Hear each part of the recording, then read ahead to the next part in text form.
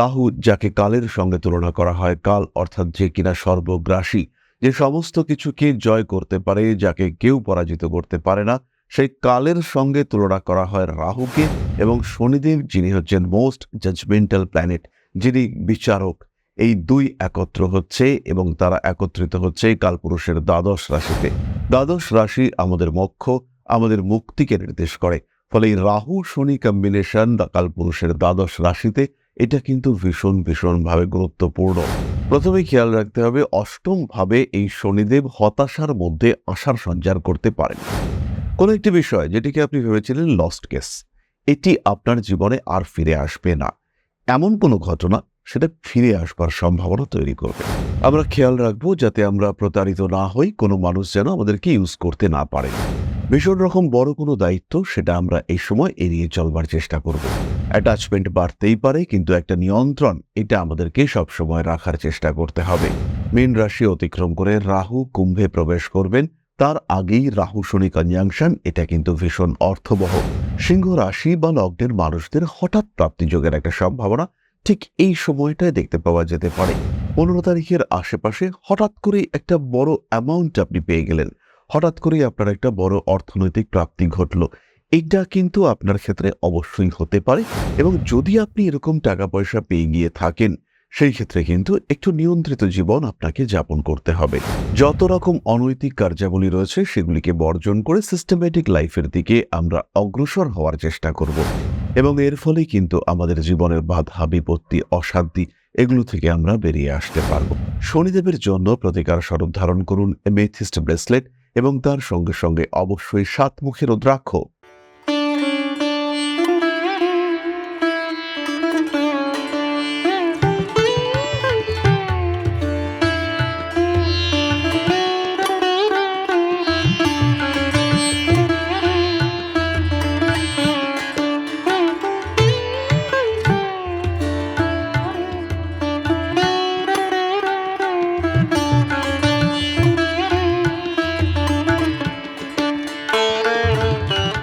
নমস্কার, Rishibani institute of Vedic অ্যাস্ট্রোলজির পক্ষ থেকে স্বাগত জানাই আজকের জ্যোতিষ আলোচনায়।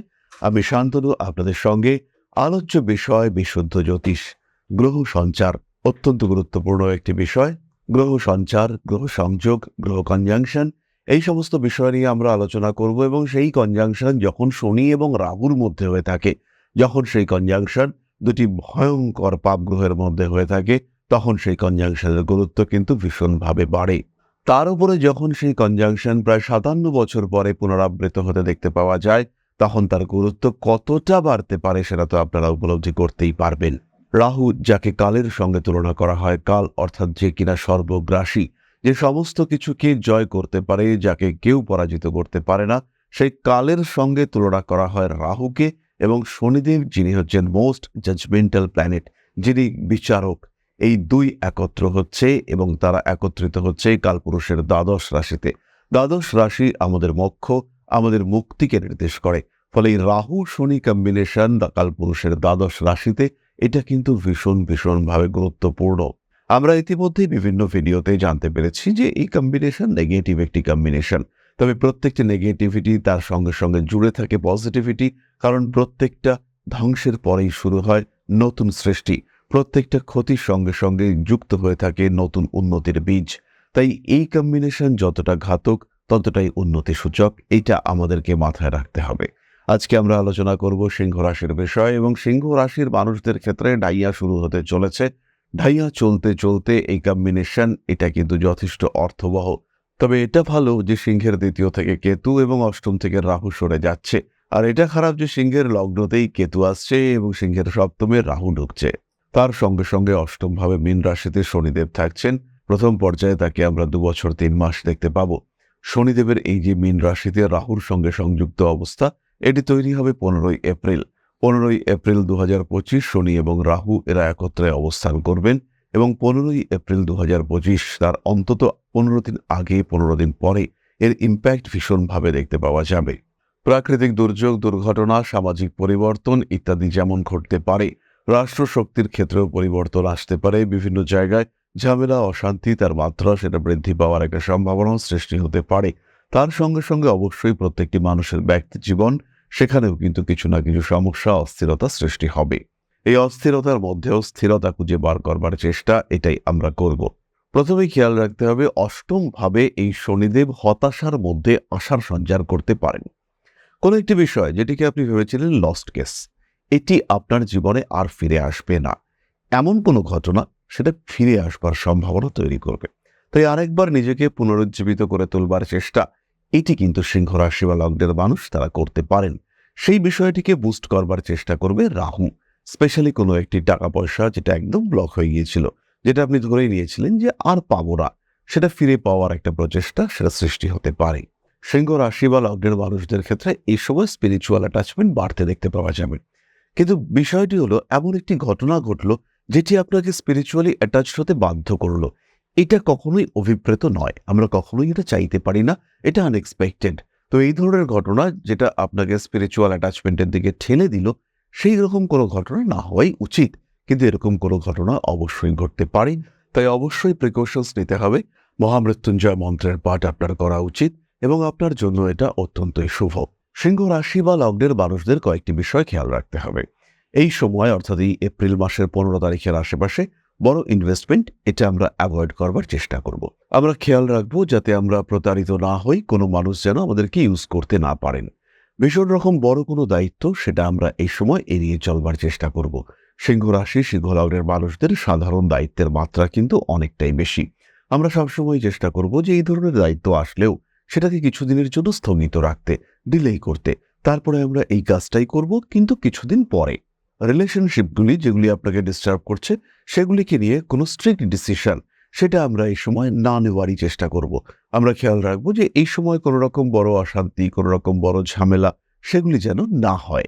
রিলেশনশিপের ক্ষেত্রেও কোনো রকম হঠকারিতা সেটা কিন্তু আমরা করব না, এবং চেষ্টা করব রিলেশনশিপের অতি গভীরতায় না প্রবেশ করবার। অ্যাটাচমেন্ট বাড়তেই পারে, কিন্তু একটা নিয়ন্ত্রণ এটা আমাদেরকে সবসময় রাখার চেষ্টা করতে হবে। মীন রাশি অতিক্রম করে রাহু কুম্ভে প্রবেশ করবেন, তার আগেই রাহু শনি কনজাংশন, এটা কিন্তু ভীষণ অর্থবহ। এই সময় বাড়িঘর পরিবর্তন, এই ক্ষেত্রে একটু সাবধান থাকতে হবে। এবং যারা গর্ভবতী মা রয়েছেন, যারা এই সময় গর্ভ ধারণ করে রয়েছেন, তাদের ক্ষেত্রে কিন্তু একটু সাবধানতা অবলম্বন করবার প্রয়োজনীয়তা অবশ্যই আছে। একটু সিস্টেমেটিক লাইফ এটা কিন্তু আপনাকে যথেষ্ট ভালো রাখবার চেষ্টা করবে। খুব বড় পরিবর্তন, সেটা ফাইন্যান্সিয়াল হতে পারে, সেটা সোশ্যাল হতে পারে, সেটা রিলেশনশিপের ক্ষেত্রে হতে পারে, এটা এই সময় আসতে পারে। পরিবর্তন যাই আসুক না কেন, সেটাকে আমরা অ্যাকসেপ্ট করবার মেন্টালিটি অবশ্যই রাখবো। সিংহ রাশি বা লগ্নের মানুষদের হঠাৎ প্রাপ্তিযোগের একটা সম্ভাবনা ঠিক এই সময়টায় দেখতে পাওয়া যেতে পারে। 15 তারিখের আশেপাশে হঠাৎ করে একটা বড় অ্যামাউন্ট আপনি পেয়ে গেলেন, হঠাৎ করেই আপনার একটা বড় অর্থনৈতিক প্রাপ্তি ঘটল। এইটা কিন্তু আপনার ক্ষেত্রে অবশ্যই হতে পারে, এবং যদি আপনি এরকম টাকা পয়সা পেয়ে গিয়ে থাকেন, সেই ক্ষেত্রে কিন্তু একটু নিয়ন্ত্রিত জীবন আপনাকে যাপন করতে হবে। এই টাকা যাতে নষ্ট না হয় তার প্রচেষ্টা করতে হবে। অর্থনৈতিক রক্ষণাবেক্ষণের চিন্তা এটাও আপনাকে অবশ্যই অবশ্যই করতে হবে। সিংহ রাশি বা লগ্নের মানুষদের ক্ষেত্রে সাডেন চেঞ্জ আসতে পারে, এবং এই সময় পেশাগত সম্পূর্ণ পরিবর্তনের সম্ভাবনা সেটা কিন্তু সিংহের ক্ষেত্রে রয়েছে। যা কিছু হবে তাই হবে শুভ, এই মেন্টালিটি নিয়ে সিংহকে এগিয়ে যেতে হবে। বাধা বিপত্তি যাই আসুক না কেন সিংহ অতিক্রম করতে পারবেন, এবং অবশ্যই পারবেন, এই কনফিডেন্স নিয়েই সিংহকে থাকতে হবে। তাহলে এবার চলে আসা যাক প্রতিকার সংক্রান্ত আলোচনায়। অষ্টম ভাবে শনি রাহু কম্বিনেশন হচ্ছে সিংহের ক্ষেত্রে। মহামৃত্যুঞ্জয় মন্ত্র অবশ্যই পাঠ করব। ভগবান শিবের উপরে অভিষেক বা রুদ্রাভিষেক আমরা প্রত্যেক সোমবার করবার চেষ্টা করব। যত রকম অনৈতিক কার্যাবলী রয়েছে সেগুলিকে বর্জন করে সিস্টেমেটিক লাইফের দিকে আমরা অগ্রসর হওয়ার চেষ্টা করব, এবং এর ফলে কিন্তু আমাদের জীবনের বাধা বিপত্তি অশান্তি এগুলো থেকে আমরা বেরিয়ে আসতে পারবো। এর সাথে সাথেই সিংহ রাশি বা লগ্নের মানুষরা ধারণ করতে পারেন সিট্রেন ব্রেসলেট। তার সাথে অবশ্যই আপনাকে ধারণ করতে হবে একমুখী রুদ্রাক্ষ এবং রোজ কোয়ার্টস। যারা ফাইন্যান্সিয়াল দিক থেকে ভীষণ সমস্যার মধ্যে রয়েছেন এবং বুঝতে পারছেন যে প্রবলেম আরও বাড়তে পারে, তারা অবশ্যই এর সঙ্গে পাইরাইট কম্বিনেশন ধারণ করতে পারেন। তাহলে এবার আমরা চলে আসব আলোচনার পরবর্তী স্তরে, আপনাদের প্রশ্নে জ্যোতিষের উত্তর। তবে তার আগে ছোট্ট একটি বিষয় আপনাদের সঙ্গে শেয়ার করতে চাইব। পরম ব্রহ্ম মিলন মঠ ও সেবাশ্রম অধ্যাত্ম, সেবা এবং প্রকৃতি পূজনে সম্পূর্ণ নিয়োজিত একটি সংস্থা। সম্পূর্ণ স্বেচ্ছাসেবী এবং সমাজ কল্যাণমূলক এই সংস্থা আমরা এগিয়ে চলেছি মানুষের পাশে দাঁড়ানোর লক্ষ্যে। এই প্রসঙ্গে দীর্ঘদিন ধরেই আমরা বিভিন্ন এলাকায় বেশ কিছু কাজ করে আসছি। আপনাদের সহযোগিতা, আপনাদের পাশে দাঁড়ানো, আপনাদের হাতে হাত মিলিয়ে এগিয়ে নিয়ে আসার চেষ্টা, আপনাদের সহযোগিতা, আপনাদের পাশে দাঁড়ানোর প্রয়াস, এই সমস্ত কিছুই আমাদেরকে এগিয়ে নিয়ে চলেছে। আমাদের পাথেয় হয়ে উঠেছে আপনাদের ভালোবাসা। বিগত বেশ কিছুদিন ধরেই আমরা বিভিন্ন অনগ্রসর এলাকায় কাজ করে চলেছি। কখনো আমরা শিশুদের মধ্যে শিক্ষা উপকরণ বিতরণ করেছি, কখনো আমরা পুজোর পোশাক বিতরণ করেছি, কখনো তাদের খাদ্যের ব্যবস্থা করেছি। আমরা কন্টিনিউয়াসলি তাদের পড়াশোনার জন্য 2টি ফ্রি কোচিং সেন্টার শুরু করেছি। তাদের মধ্যে ক্রিয়েটিভ অ্যাক্টিভিটিগুলিকে জাগ্রত করবার জন্য সম্পূর্ণ বিনামূল্য একটি নৃত্য শিক্ষা প্রশিক্ষণের ব্যবস্থা, সেটা আমরা করতে সক্ষম হয়েছি। এবং এই প্রত্যেকটি পদক্ষেপেই আমরা পেয়েছি আপনাদের সঙ্গ, আমরা পেয়েছি আপনাদের সহযোগিতা, আমরা পেয়েছি আপনাদের ভালোবাসা। আমরা শীতকালে কম্বল বিতরণ করেছি, আমরা মায়েদের মধ্যে খাদ্য উপকরণ, পুষ্টি উপকরণ বিতরণ করেছি, আমরা বিতরণ করেছি ডেঙ্গুর সময় প্রচুর মশারি। এই প্রত্যেকটি কাজেই আপনারা ছিলেন আমাদের পাশে। বর্তমানে মানুষের ভালোবাসায় আমরা ধীরে ধীরে আরেকটু বড় হয়ে উঠছি। এই অবস্থায় বর্তমান পরিস্থিতিতে এই কাজগুলিকে আরো এগিয়ে নিয়ে যাওয়ার জন্য, সুষ্ঠুভাবে করবার জন্য প্রয়োজন একটি পরিকাঠামো। তাই আমরা চিন্তা ভাবনা করছি একটি আশ্রম ফরমেশনের, এবং এর জন্য প্রয়োজন জমি, এর জন্য প্রয়োজন পরিকাঠামো। তাই যারা আমাদের সাবস্ক্রাইবার রয়েছেন, যারা আমাদের ভিউয়ার রয়েছেন, যারা আমাদের ফলোয়ার রয়েছেন, যারা আমাদেরকে ভালোবাসেন, যারা আমাদের পাশে থাকেন, প্রত্যেকটি সহানুভূতিশীল মানুষের কাছে আমাদের অনুরোধ, সাধ্যমতো সামান্য পরিমাণে আপনারা এগিয়ে আসুন।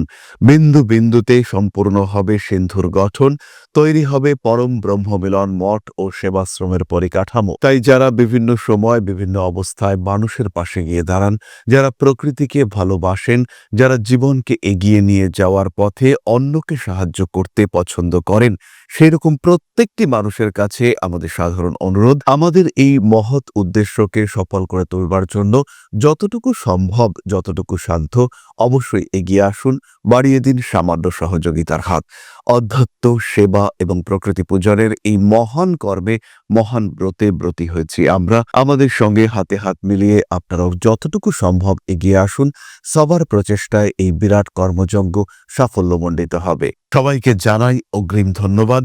আমরা জানি আপনাদের সহযোগিতা আমরা পাবো। বেশ কিছুদিন ধরেই বহু মানুষ আমাদেরকে সাহায্য করে চলেছেন, কারণ আমাদের ইন্ডিভিজুয়াল সামর্থ্য অতি ক্ষুদ্র, তার মাধ্যমে এই মহৎ কার্যগুলিকে সম্পূর্ণ করা সম্ভব নয়। তাই প্রত্যেকের ছোট্ট ছোট্ট সহযোগিতার হাত আমাদেরকে এগিয়ে নিয়ে চলেছে। আমরা এগিয়ে চলেছি সাফল্যের লক্ষ্যে। আপনাদের ভালোবাসা এভাবেই আমাদের পাশে থাক, আমরা সফল হবই। তাহলে এবার চলে আসা যাক আলোচনার পরবর্তী পর্যায়ে, অর্থাৎ আপনাদের প্রশ্নে জ্যোতিষের উত্তর। প্রশ্ন করেছেন ব্রজমোহন সরকার, জন্ম তারিখ 16/3/2005, জন্মস্থান মালদা, জন্ম সময় সকাল 10:10 AM।